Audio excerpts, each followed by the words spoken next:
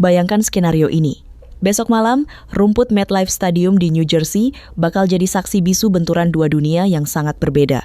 Di satu sisi, ada mesin orkestra paling sempurna dari benua biru, Spanyol, yang siap membuai dan mencekik lawannya dengan ribuan operan mematikan.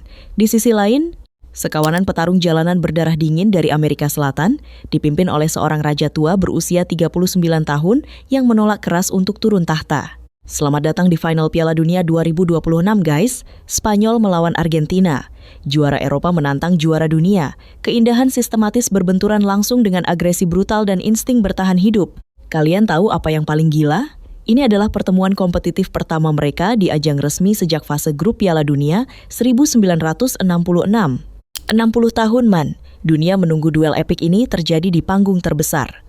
Awalnya kita dijanjikan duel ini di ajang finalisima bulan Maret lalu, tapi karena batal, takdir malah menyimpannya untuk partai puncak yang sesungguhnya. Seperti biasa, siapkan kopi kalian.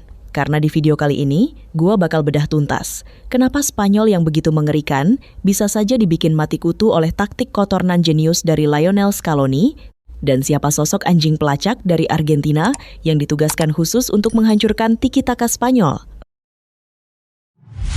Sebelum kita bahas taktik kotor Argentina, kita harus kasih hormat dulu ke skuad asuhan Luis de la Fuente. Jujur aja, Spanyol di turnamen ini beda banget sama Spanyol yang mungkin kalian ingat beberapa tahun lalu. Ini bukan tiki-taka yang boring, yang cuma passing-passing di belakang sampai penonton ketiduran. Tidak. Ini adalah tiki-taka versi upgrade, versi cyberpunk yang lebih cepat, vertikal, dan mematikan. Di lini tengah, mereka punya Rodri dan Fabian Ruiz yang bertindak seperti metronom. Mereka yang ngatur kapan Spanyol main lambat dan kapan tiba-tiba tancap gas. Sayap mereka nggak usah ditanya. Kecepatan dari sisi sayap sukses bikin back-back lawan kena mental. Buktinya nyata guys, Portugal dan Cristiano Ronaldo ditendang 1-0 di 16 besar. Belgia dilibas 2-1 di perempat final. Dan yang paling fresh, Prancis dibikin nggak berkutik dengan skor 2-0 di semifinal. Lebih gila lagi, pertahanan Spanyol ini benar-benar kayak tembok baja. Sepanjang Piala Dunia 2026 bergulir, gawang Unai Simon baru kebobolan 1 gol. Duet Aymeric Laporte dan bek tengah muda mereka main seolah punya telepati. Mereka elegan, gak gampang panik waktu dipres, dan selalu bisa mengalirkan bola ke depan dengan akurasi gila. Lalu bagaimana dengan Argentina? Kalau jalan Spanyol ke final kelihatan mulus dan elegan, jalan Argentina ini ibarat orang yang harus ngelewatin jalanan berbatu, penuh lumpur, dan berdarah-darah. Mereka benar-benar dipaksa memeras keringat sampai tetes terakhir. Di babak 32 besar lawan Tanjung Verde, Argentina dipaksa main sampai extra time sebelum akhirnya menang tipis 3-2. Masuk perempat final lawan Swiss, sama aja.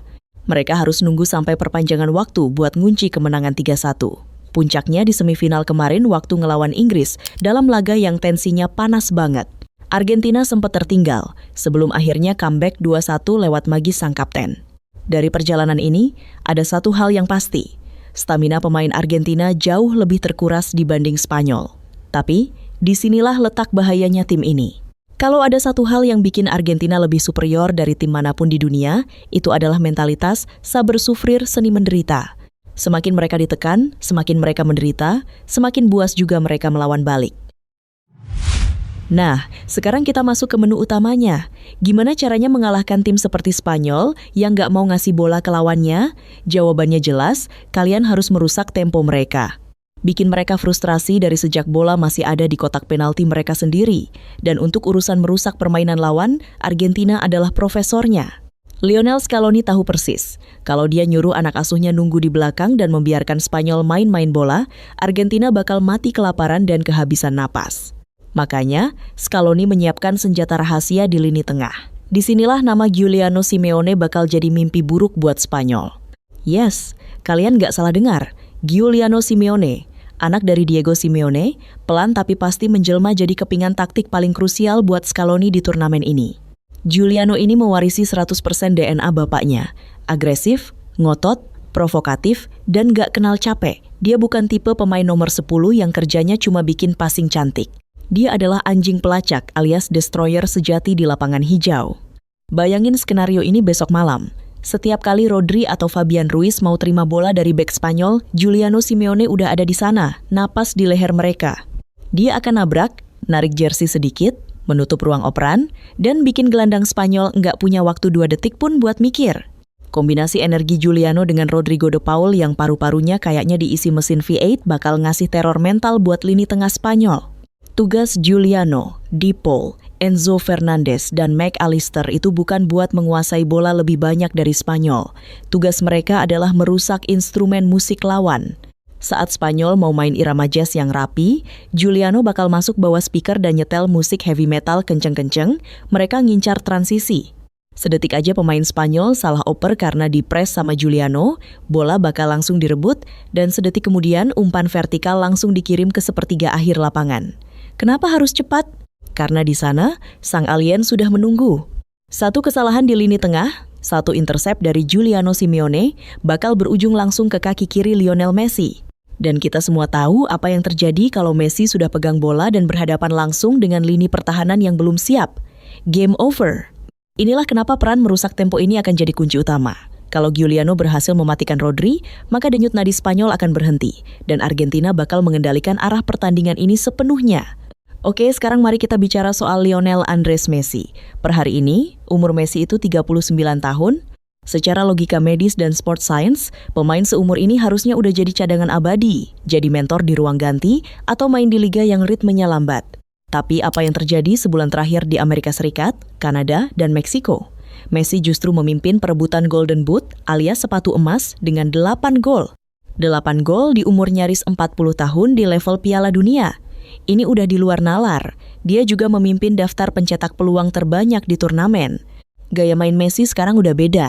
Dia nggak bakal lari-lari sprint ngejar bola kayak waktu dia umur 25 tahun. Buat kalian yang baru nonton, mungkin ngelihat Messi di lapangan sekarang bakal mikir, kok orang ini jalan kaki doang sih?